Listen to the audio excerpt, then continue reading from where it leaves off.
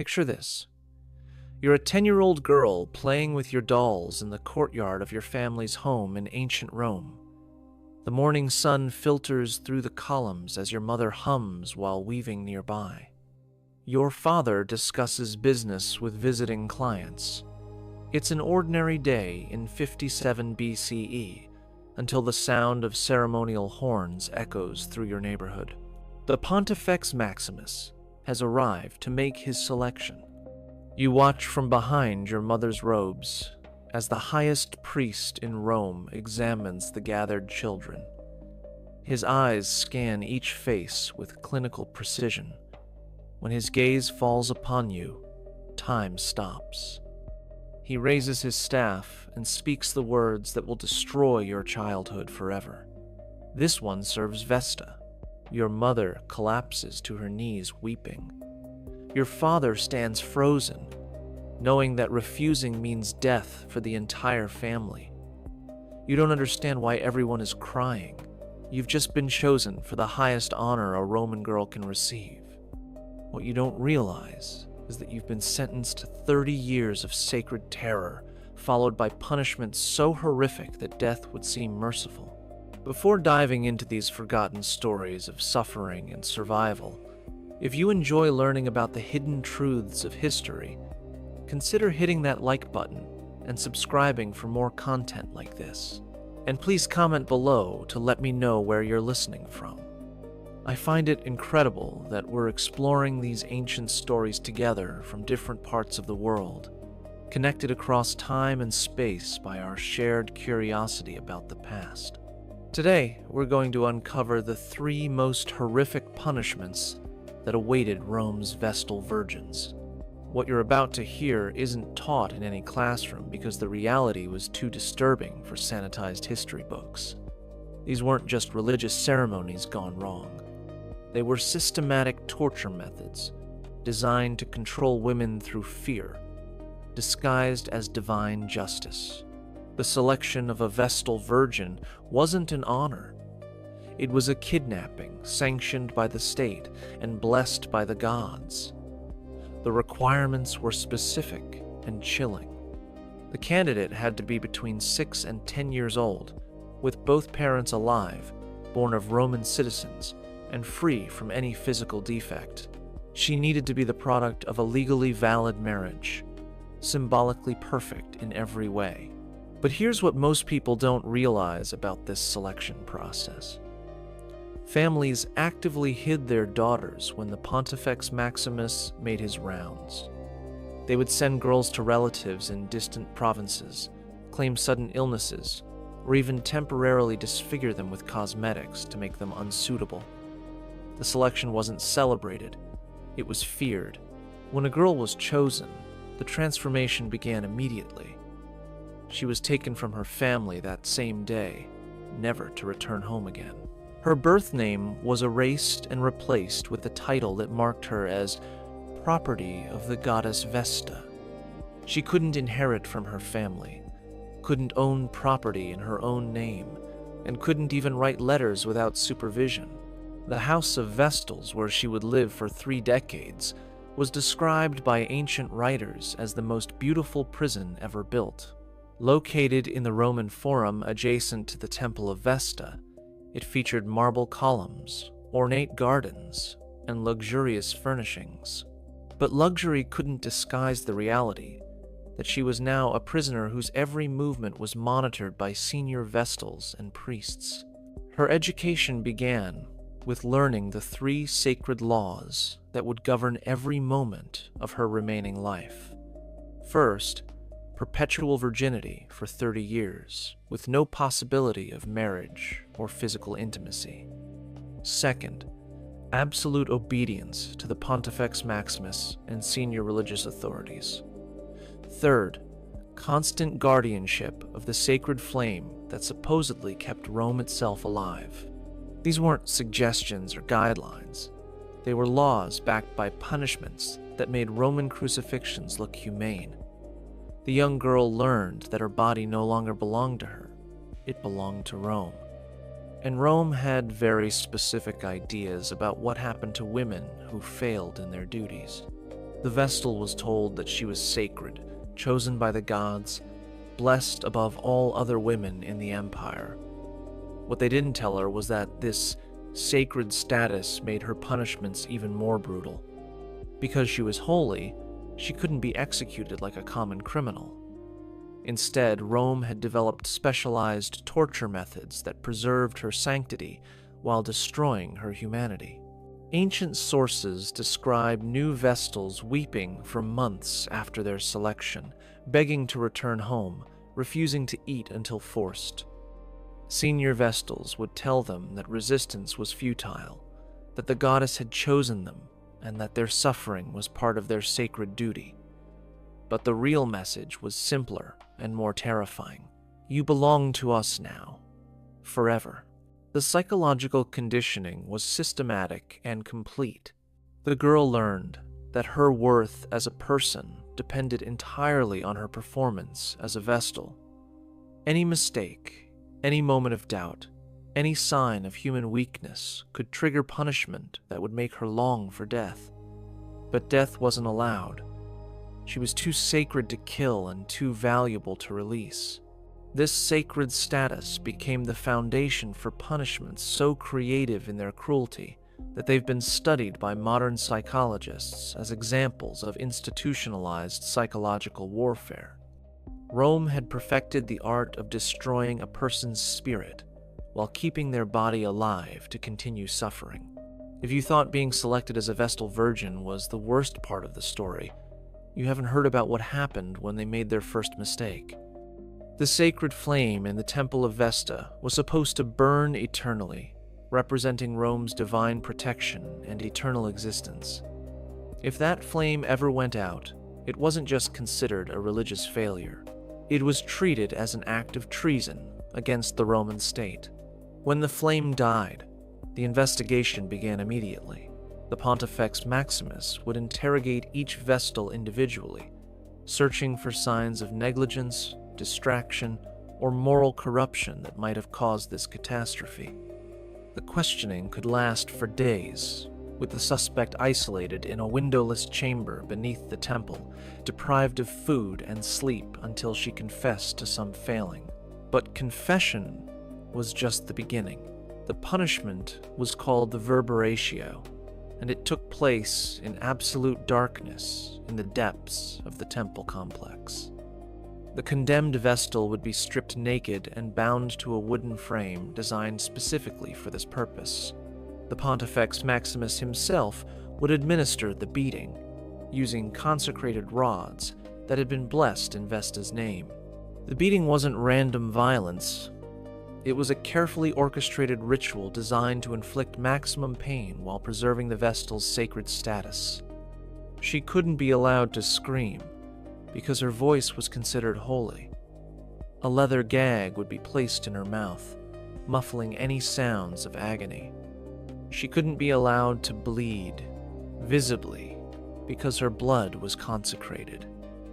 The rods were designed to cause internal bruising and organ damage without breaking the skin. Ancient medical texts describe Vestals who died days later from internal injuries sustained during Verberatio, but the official cause of death was always listed as sudden illness or divine displeasure, never as punishment-related injuries. The beatings were conducted in such secrecy that most Romans never knew they occurred. The psychological warfare was as brutal as the physical torture. The Vestal never knew when the next flame inspection would occur. She lived in constant terror that a draft might extinguish the fire, or that her attention might wander for just a moment. This chronic fear created what modern psychologists would recognize as severe anxiety disorders that manifested in physical symptoms throughout her body. Historical records describe Vestals who developed tremors, lost their hair from stress, and aged decades in the span of months following their first Verberatio. The trauma wasn't just physical, it was a systematic destruction of their sense of safety and self-worth that made them more compliant for future decades of service.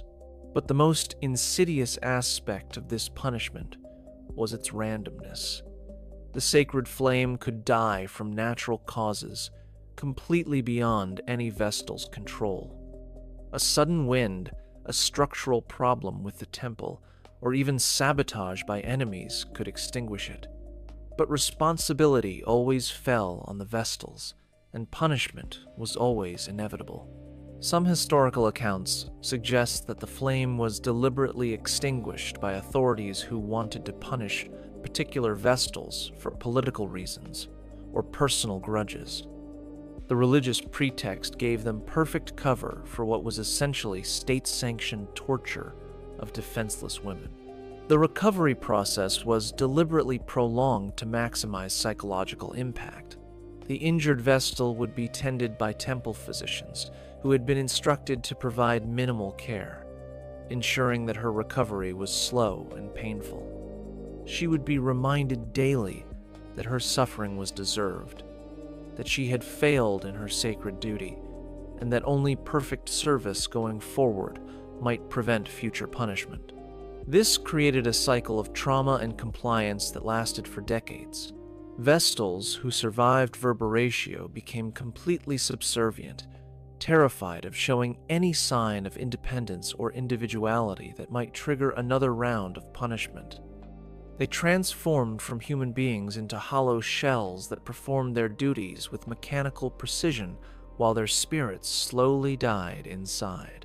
If you think ritualized beatings were Rome's most creative form of cruelty, you haven't heard about their solution for Vestals accused of the ultimate transgression. The charge was called incestum, meaning pollution or defilement, and it referred to any suspected violation of a Vestal's vow of chastity. The punishment for incestum wasn't execution. It was something far worse. The case of Opimia and Floronia in 216 BCE provides the most detailed account of this horror. According to the historian Livy, both women were accused of breaking their vows of chastity based on nothing more than gossip and political rivalry. Their trial, if it can be called that, was conducted in complete secrecy by the College of Pontiffs. No defense was permitted. No evidence was required beyond accusations from anonymous sources. When the verdict was announced, the condemned Vestal was told she would be returned to the earth from which all life springs. This poetic language disguised a punishment so horrific that it defied human comprehension. The ritual began at dawn with a procession through the Roman Forum. The condemned Vestal was dressed in a white bridal gown, her hair arranged in the style of a new bride, flowers woven into her veil. To observers who didn't know the truth, she might have looked like she was going to her wedding. In a sense, she was. She was being married to death. The procession moved slowly through the streets of Rome, allowing citizens to witness what happened to women who defied sacred law. But the Vestal wasn't allowed to speak, to cry, or to show any emotion. Her mouth was sealed with wax to prevent any final words that might create sympathy among the crowd. The destination was the Campus Sceleratus, the Field of the Wicked, located just outside the city walls.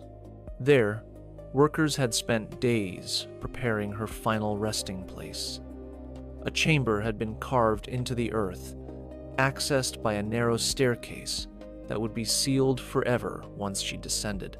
Inside the underground chamber, Rome demonstrated its twisted sense of mercy. A bed was provided, along with a small lamp, a loaf of bread, a jug of water, and a cup of milk. The official justification was that Rome wasn't executing the Vestal. They were simply placing her in isolation and allowing the gods to determine her fate. The food and water proved they weren't committing murder. This was legal fiction at its most cruel. The provisions were calculated to last exactly long enough to maximize her suffering. The lamp had oil for perhaps 6 hours. The food and water might sustain her for 2 or 3 days, but the air in the sealed chamber would run out long before the food did. The descent into the chamber was choreographed to maximize psychological torture. The Vestal had to walk down the stairs herself. She couldn't be carried or forced, because that would make Rome responsible for her death. She had to participate in her own burial, making the final choice to enter the chamber that would become her tomb. Once she reached the bottom, the staircase was quickly dismantled. Workers filled in the opening with earth and stones, packing it so tightly that no sound could escape. The surface was smoothed and marked only with a small stone that bore no inscription. Within hours, no visible trace remained of what had occurred there. Ancient sources describe what happened next in clinical detail that makes the horror even more unbearable. The condemned Vestal would have several hours of lamplight to contemplate her situation. She could see the food and water, could calculate exactly how long her torment would last. She could hear her own breathing getting harder as the oxygen slowly depleted. Some historical accounts mention scratching sounds heard from underground in the days following these burials. Workers reported strange noises coming from the earth near burial sites, sounds that might have been fingernails clawing at stone walls or wooden planks scraping against dirt as the victim tried desperately to escape. But perhaps the most psychologically devastating aspect was the complete silence that followed. The victim's name was erased from all public records. Her family was forbidden to mourn her or even speak her name. She didn't just die.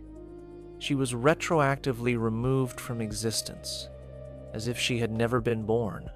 This erasure was so complete that modern historians struggle to identify victims of living burial because their names were systematically removed from surviving documents.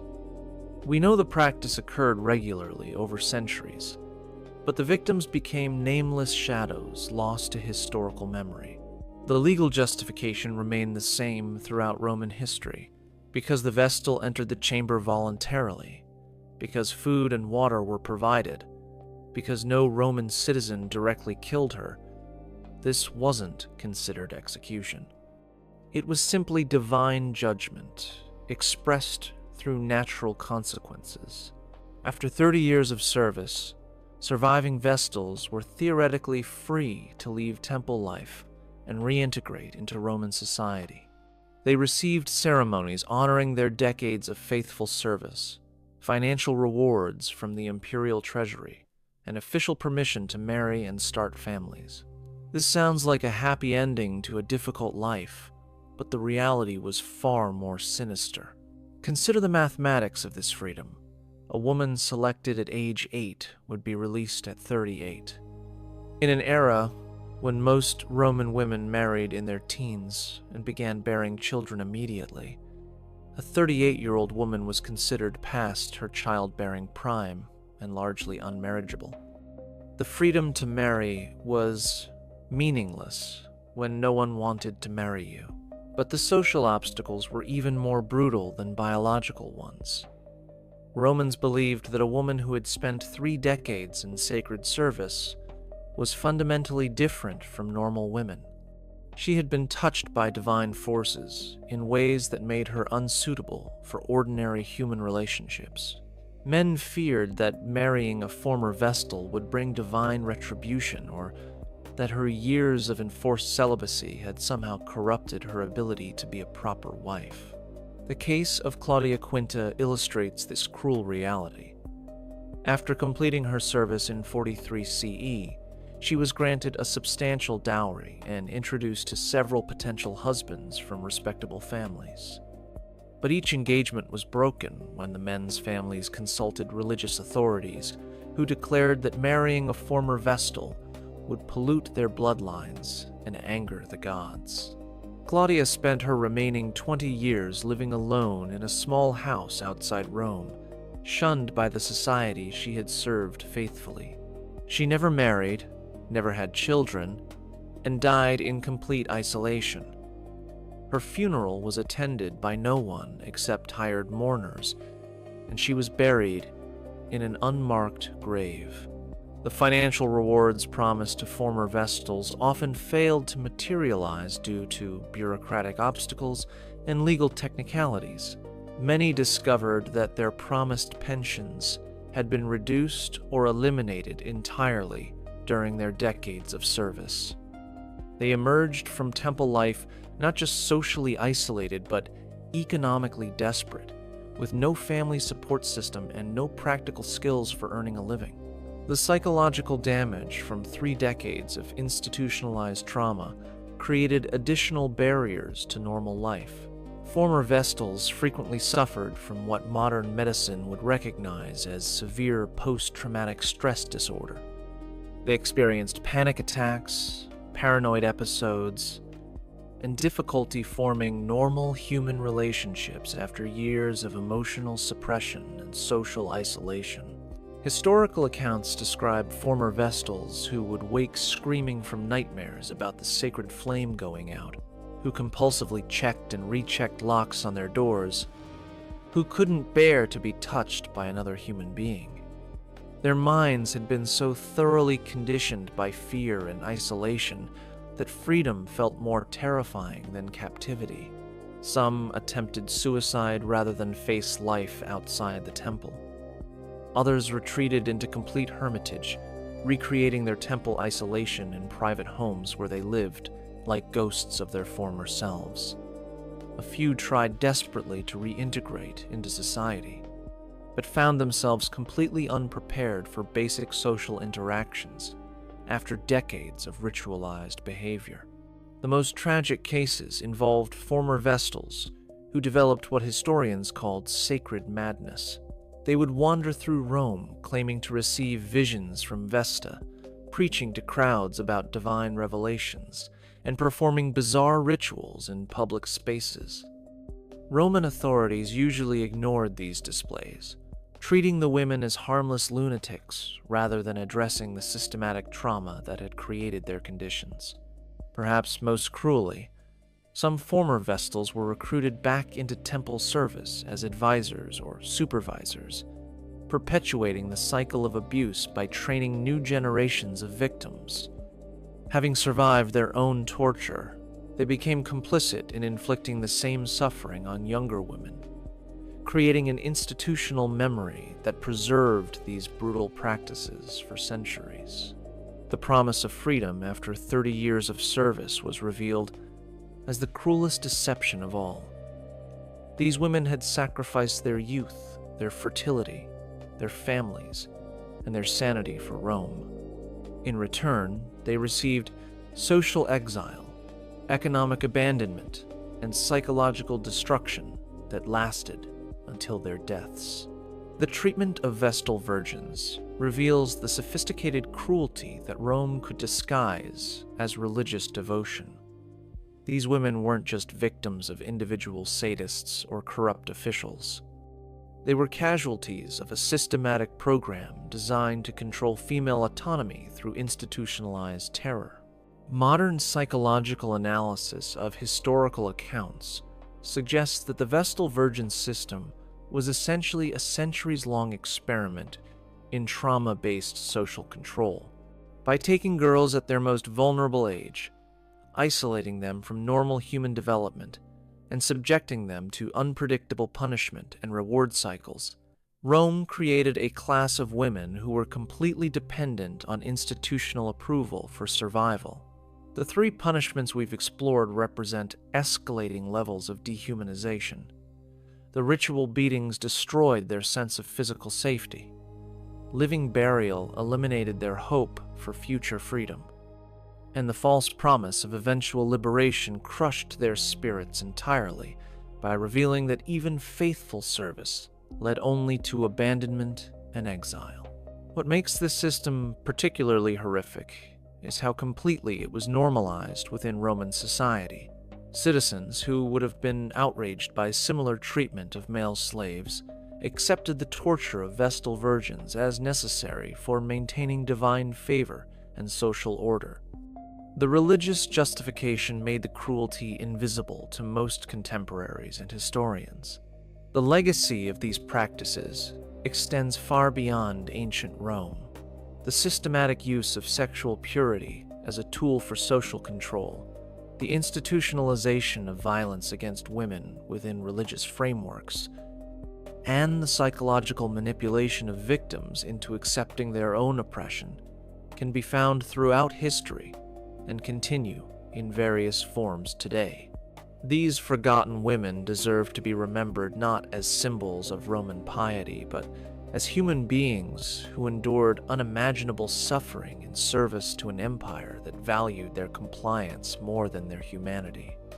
Their stories remind us that the most dangerous tyrannies are often those that wrap themselves in sacred justification and claim divine authority for human cruelty. If you found this exploration of hidden history as compelling as I did, make sure to subscribe for more content that uncovers the disturbing truths behind historical myths. And comment below to let me know what other dark chapters of the past you'd like to see explored. There are so many more buried stories waiting to be told. Remember that these women lived, suffered, and died as real human beings, not as footnotes to imperial glory. In remembering their stories, we honor not just their individual courage, but our obligation to recognize and resist institutionalized cruelty wherever it appears.